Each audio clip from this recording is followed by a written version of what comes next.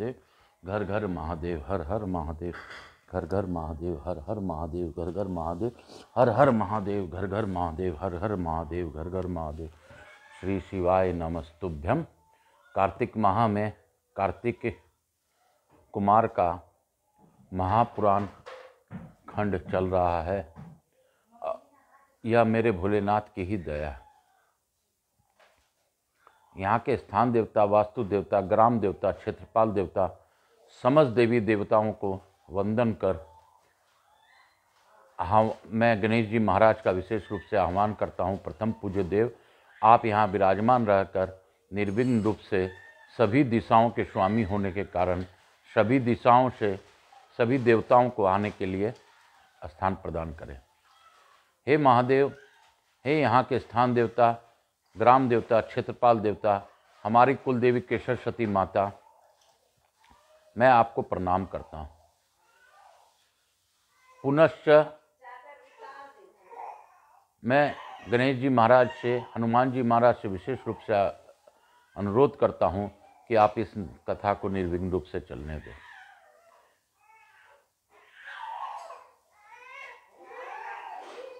मैं आकाश कुमार राजगढ़िया, बंसल गोत्र उत्पन्नो हम, उमा शंकर नारायणी देवी राजगढ़िया का पुत्र, अपने पितरों को मनन करता हुआ, ध्यान करता हुआ, उनके चरना अरविंद में अपना चरण नतमस्तक करता हुआ, अपने गुरु सांवरिया बाबा को चरणों में आशीर्वाद प्राप्त कर उनसे आज्ञा लेकर आज की कथा को प्रारंभ करूंगा।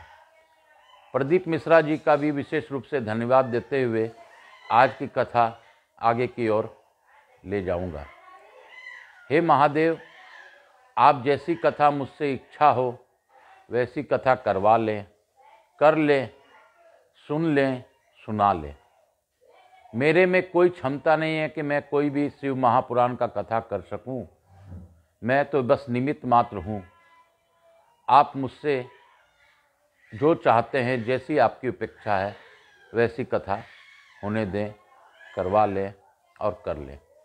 हे महादेव, मैं आपसे विशेष रूप से आह्वान करते हुए प्रार्थना करता हूँ कि हे महादेव, इस कथा के माध्यम से कथा से जुड़े लोगों को, इस मेरे से जुड़े लोगों को, कि अगर पितृ दोष है तो पितरों को आगे की गति मिले।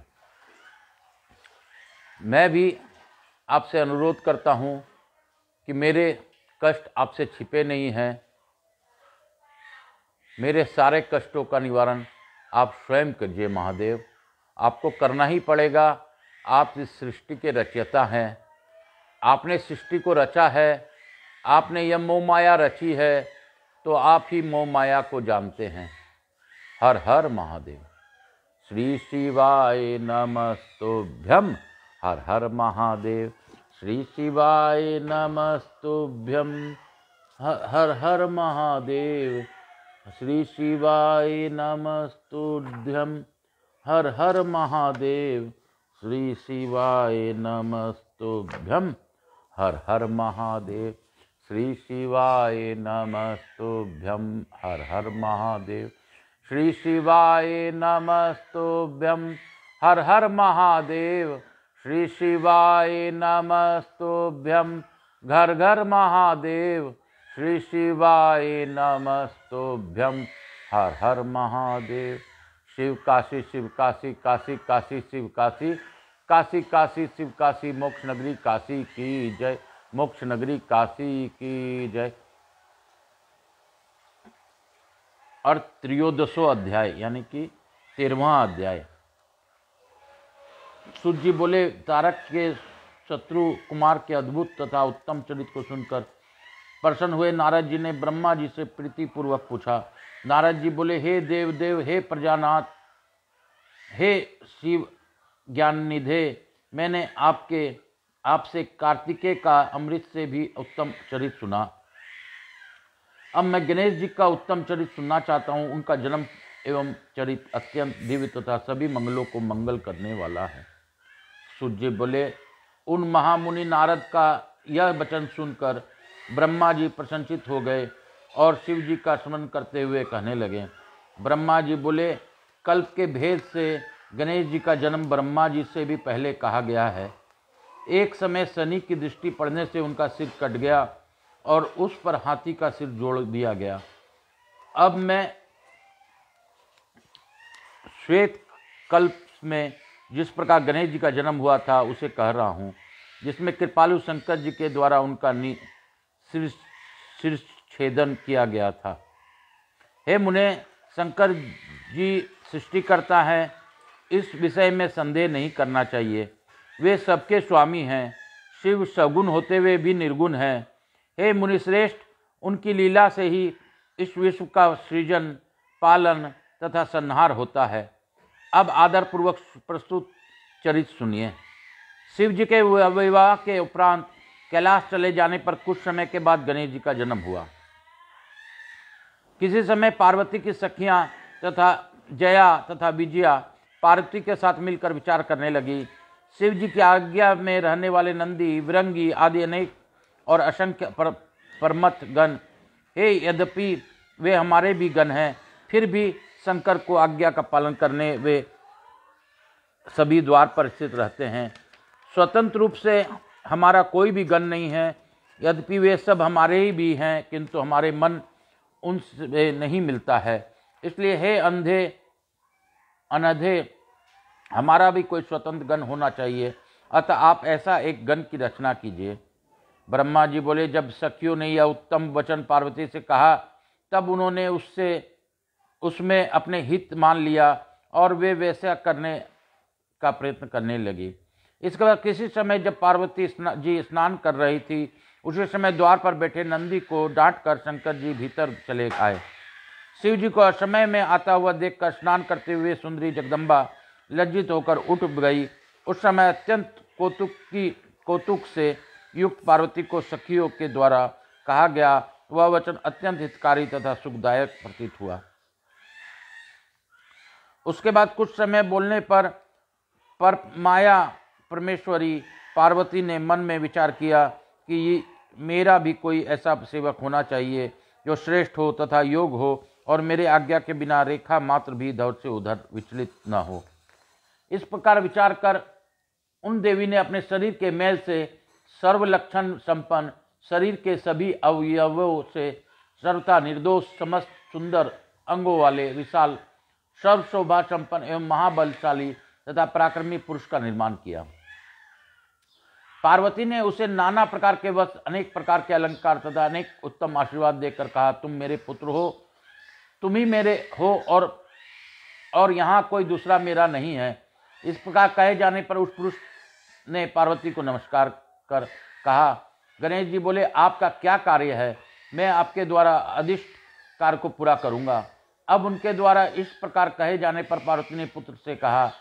शिवा बोली, हे तात, मेरा वचन को सुनो, तुम आज मेरे द्वारपाल बनो, तुम मेरे पुत्र हो, केवल तुम ही मेरे हो, तुम्हारे अतिरिक्त यहाँ मेरा कोई नहीं है। हे सतपुत्र, मेरी आज्ञा के बिना कोई भी मेरे घर के भीतर किसी प्रकार हट से भी न जाने पाए। हे तात, यह मैंने तुमसे सत्य कह दिया। ब्रह्मा जी बोले, हे मुने, पार्वती ने इस प्रकार कहकर एक अत्यंत दृढ़ लाठी उसे दी और उस बालक के सुंदर रूप को देखकर वे हर्षित हो गई। उन्होंने प्रेम से उस पुत्र का मुख चूमकर उसका आलिंगन करके हाथों में लाठी लिए हुए उन गणेश को अपने द्वार पर नियुक्त कर दिया। हे तात, इस प्रकार वह महावीर देवी पुत्र गण पार्वती माता की रक्षा के लिए हाथों में लाठी लिए हुए द्वार पर खड़ा पहरा देने लगा। एक समय अपने पुत्र उन गणेश्वर को द्वार पर नियुक्त कर वे पार्वती सखियों के साथ स्नान करने लगी हैं। हे मुनिश्रेष्ठ, इसी समय परम कौतुकी तथा अनेक प्रकार की लीलाएं करने के प्रवीण वे शिव जी भी द्वार पर आ पहुंचे। तब गणेश ने उन शिव जी को बिना पहचाने कहा, हे देव, इस समय माता की आज्ञा के बिना आप भीतर नहीं जा सकते। माता जी स्नान कर रही हैं, कहाँ चले जा रहे हैं? इस समय यहाँ से चले जाइए। इस प्रकार कहकर गणेश जी ने उन्हें रोकने के लिए अपनी लाठी उठा ली। उसे देखकर शिव जी बोले, हे मूर्ख, तुम किसे मना कर रहे हो?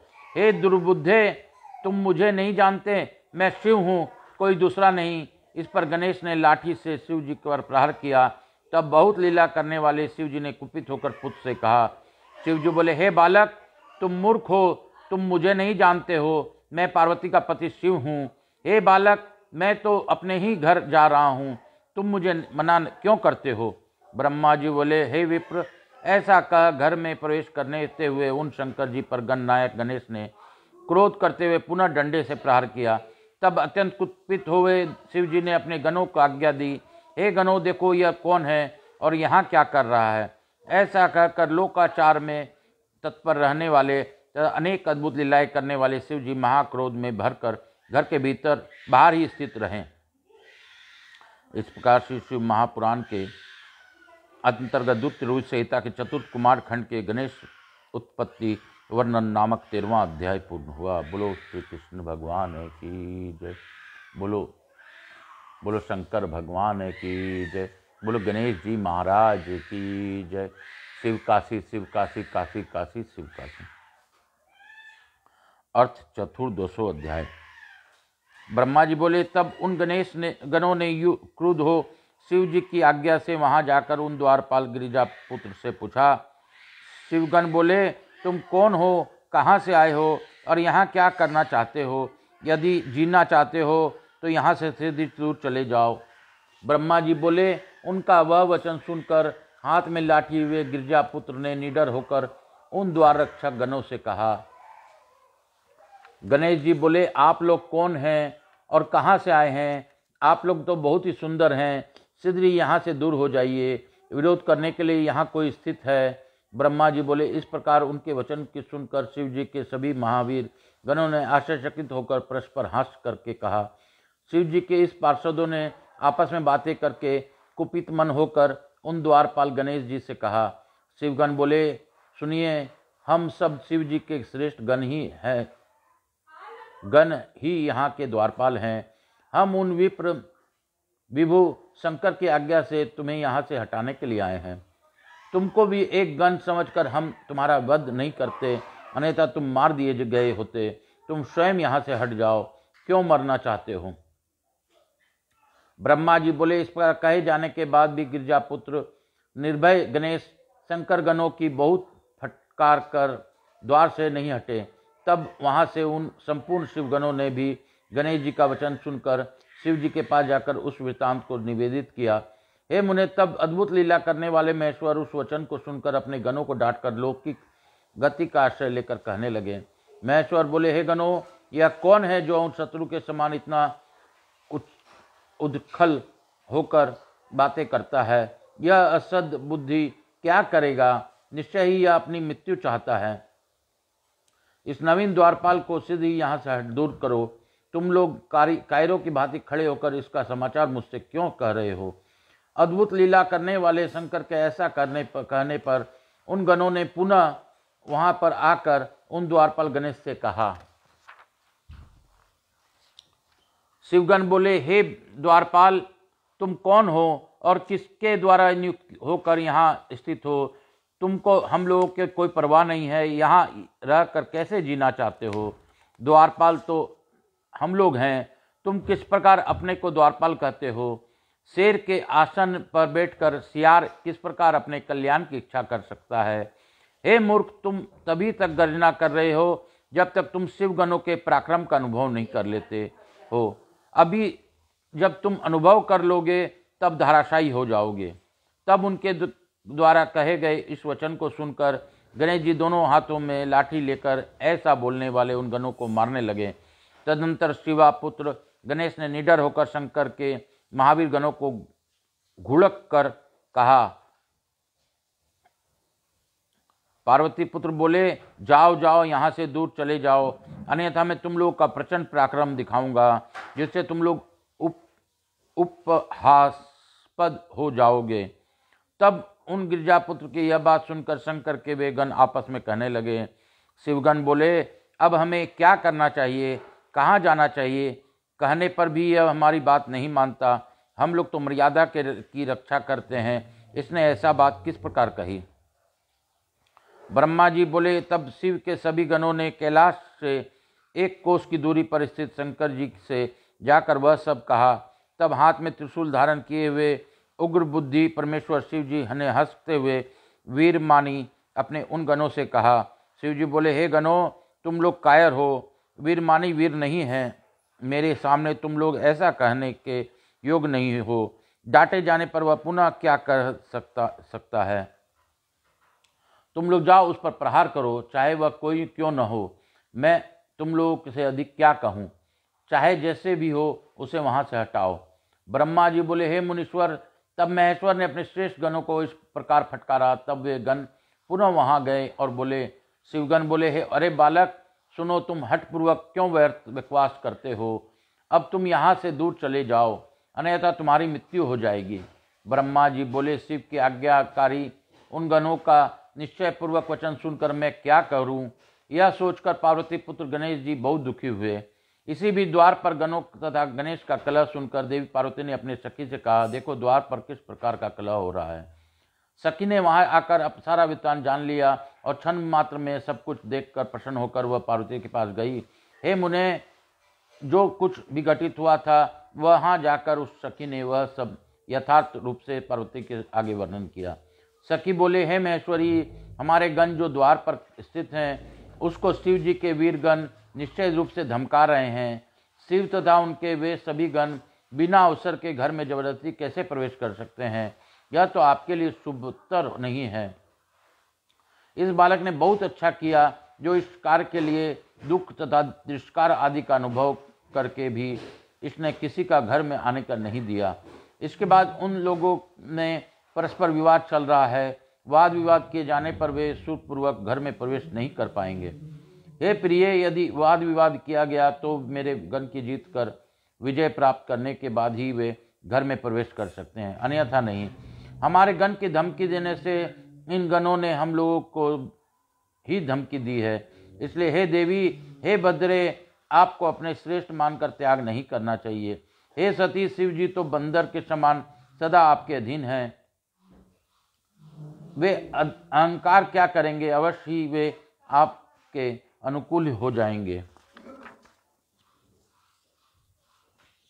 ब्रह्मा जी बोले, आश्चर्य है कि वे सती पार्वती शिवेच्छा से क्षण भर वहां रुक गई और वे मन्नी होकर अपने मन में कहने लगी। शिवा बोली, अहो, यह बड़े आश्चर्य की बात है कि शिव के गण क्षण मात्र भी रुक नहीं सके। इस प्रकार प्रवेश का हट उन लोगों ने कैसे ठान लिया। अब इस निमित्त उनसे विनय अथवा अन्य उपाय करना उचित प्रतीत नहीं हो रहा है।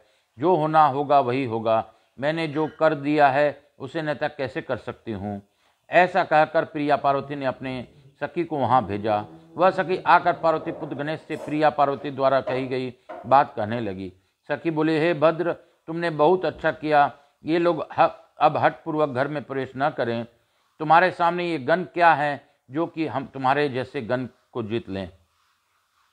करने योग्य अथवा न करने योग्य जो भी कर्तव्य हो तुम उसे अवश्य करना। जो एक बार जीत लिया जाएगा वह फिर वैर नहीं करेगा।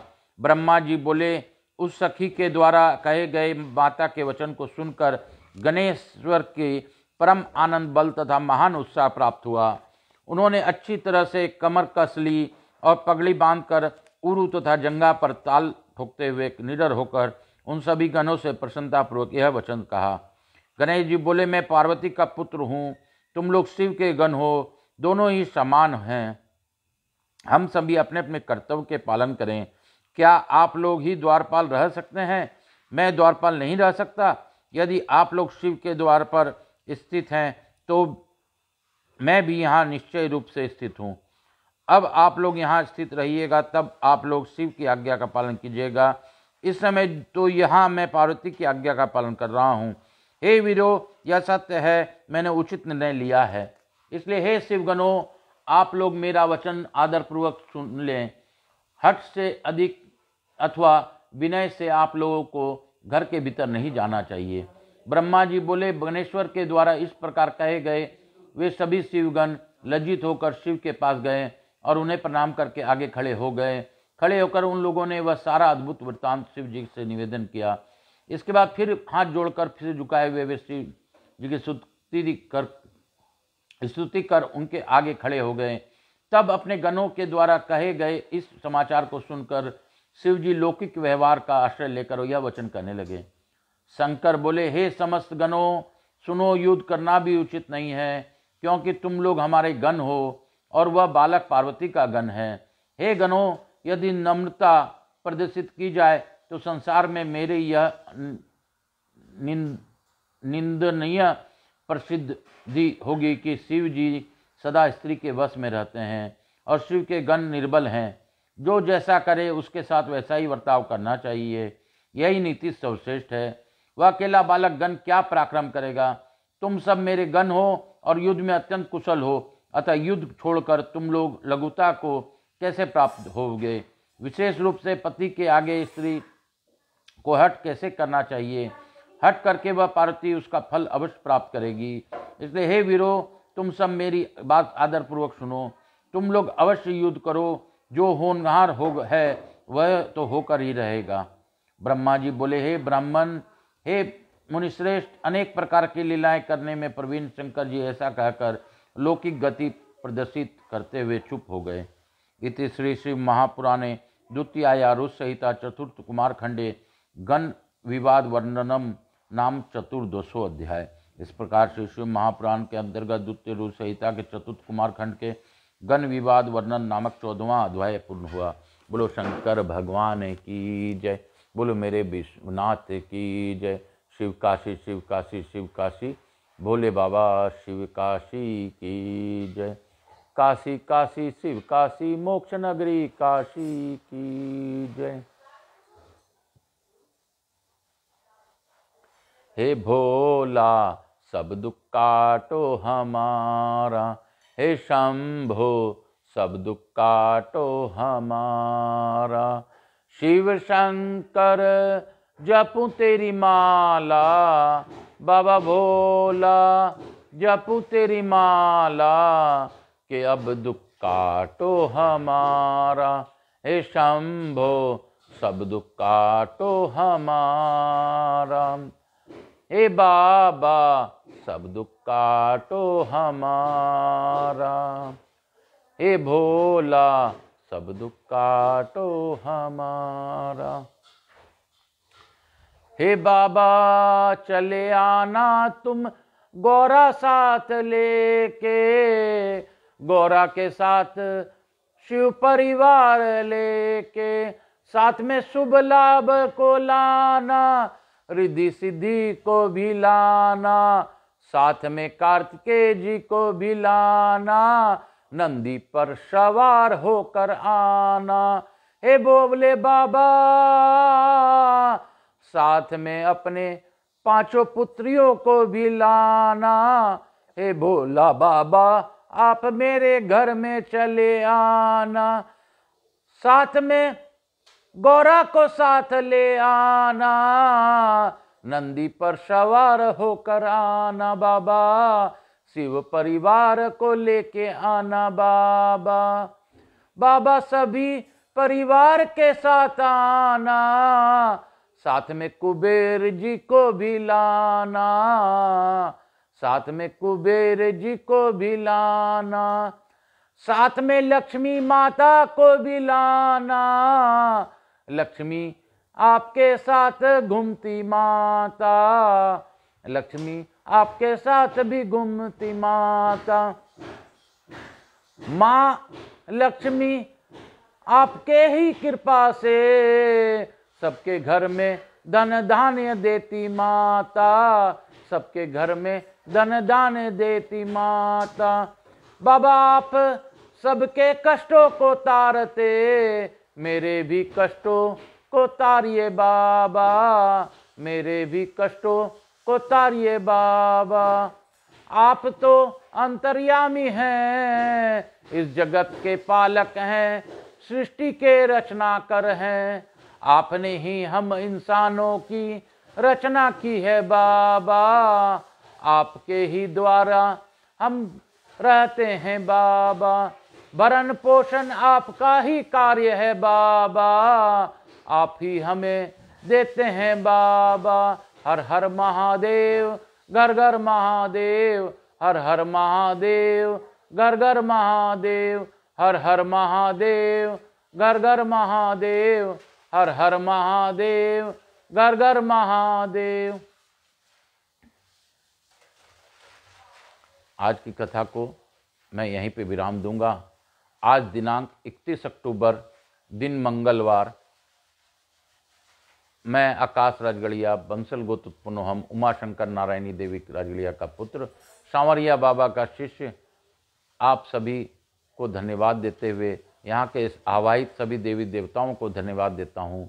गणेश जी महाराज, लक्ष्मी जी महारानी, रिद्धि सिद्धि, शिव महापरिवार, भोलेनाथ, माँ पार्वती, कार्तिकेय, कुबेर जी का विशेष रूप से प्रार्थना पूर्वक अनुरोध करता हूँ कि वो हमारे यहाँ रहकर हमारे कष्टों को, हमारे से जुड़े लोगों के कष्टों को तारिए। बाकी आवाहित सभी देवता अपने अपने स्थान को गमन करिए और पुनः बुलाने पर फिर से आगमन कीजिए।